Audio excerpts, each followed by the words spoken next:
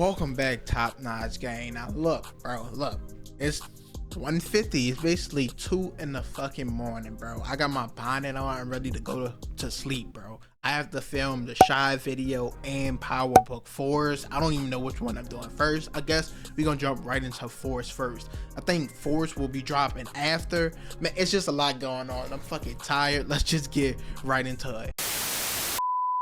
Power Book Force Season 2 Episode 1 recap. So this episode was pretty fucking good and pretty fucking interesting. It set up a lot that we're gonna see for Season 2.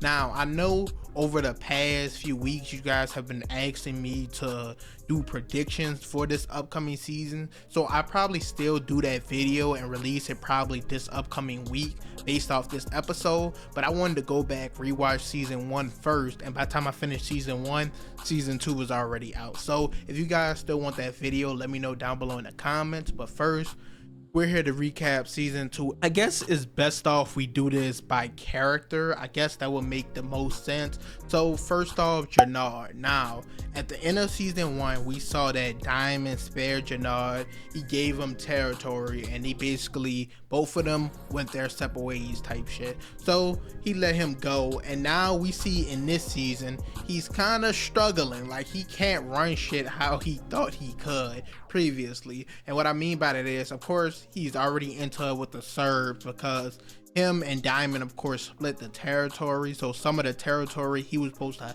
help the Serbs get back or help them get their pipeline back. Of course, he doesn't run that area no more, so he already has problems with them. First off, he tried to make a deal with Claudia also in this episode, but she was like, fuck that, it's not happening. Basically, he's just off to a pretty bad start, and I don't see it getting too much better for him, honestly, in this season, because there's two big players on the board. Of course, Tommy being one of them, and the other being Claudia, who we're gonna talk about later in the video, because she is gonna turn out to be the biggest villain of them all, the one that everyone is gonna have to ultimately take down in the end. Matter of fact, let's get into her right now. We've seen in Season 1 to now, she's just getting more and more and more ruthless. Like, she's catching body after body. We first saw her kill the girl she was first working with, moving product with, behind her family's back. She stabbed her, I believe, and Tommy helped her get rid of the body.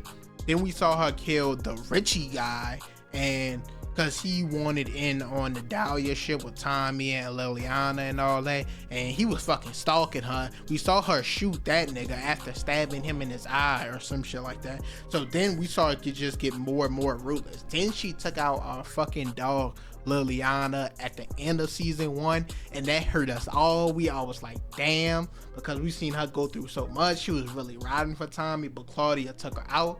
So now, going into Season 2, the recipe for Dahlia got out, and since Claudia, we saw at the end of Season 1, she took the cook. So she thought she was gonna be on one with the recipe, learning how to make it, shit like that. But the problem is, she forgot that, well, she didn't even forget, she wasn't with Tommy and Liliana at the end of Season 1. So because she wasn't with them, what happened was, she didn't know that Tommy's brother also knows the recipe for the Dahlia. So she thought since she had to cook, all the cards was in her hands, everything was in control from her because no one else could make it. But now the formula for it is out, and then she just smokes the cook. She was like, hey, I have no use for you anymore. It got her up out of here. So we see her getting more and more ruthless as the show goes on. And we saw her like this at the very beginning, this like chase for power and control. She wanted it from her family, didn't get it, so she's been going behind their back ever since.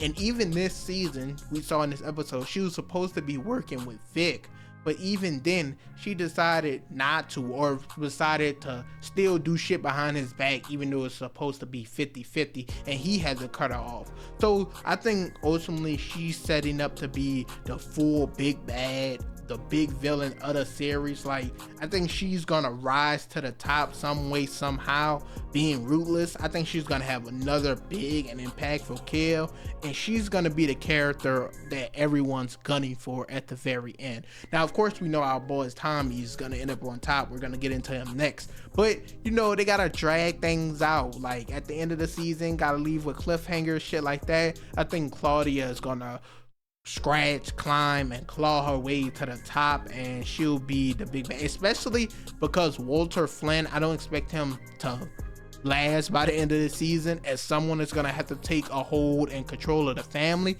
And we know he said that their family back in the other country don't want it to be a girl. I do think she will step into that role somehow and be in definitive control of the Flynn family. I don't know, some way, somehow, I believe that's what's gonna happen for her character. And we see her, like I said, getting more and more ruthless, so interested to see how that continues to play out.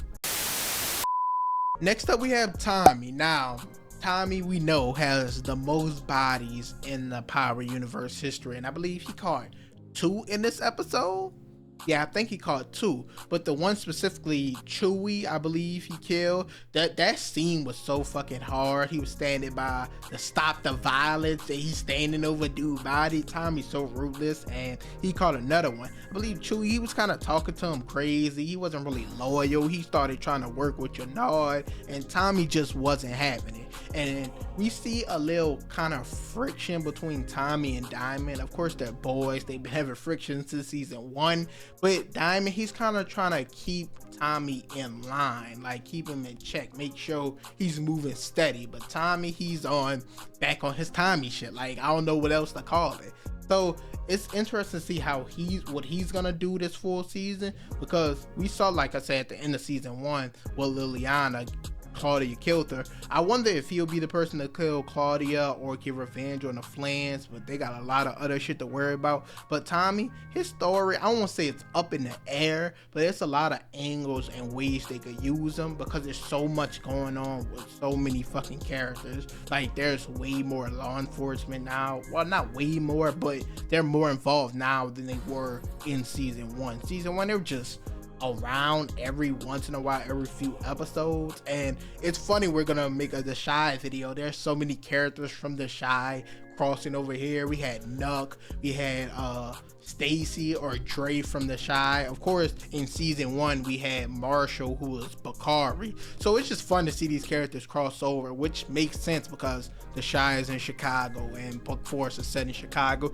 So that's just fun to see them crossing over. But Tommy, like I was saying, I don't know what they're gonna continue to do with him. I don't want to really see him and Diamond clashing heads, especially when there are so many other players on the board. Like I said, there are problems with Jenard. The Serbs are still around. The Flans are still around. Even Claudia, she's doing her own thing. So I don't really want to see them clashing and bumping heads anytime soon, because I don't want to say they the new Ghost and Tommy, because that's kind of disrespectful, but like, he's probably kind of the person that got his back the most currently, besides his family. Speaking of his family, it's cool to see Tommy really fuck with and have his own family. His brother JP, of course, his nephew D-Mac, and his mom Kate there. It's a fun, interesting dynamic, because in the older series, of course, we used to always see Ghost with, of course, Tariq and Raina and Tasha and Gas, and he had the family dynamic. And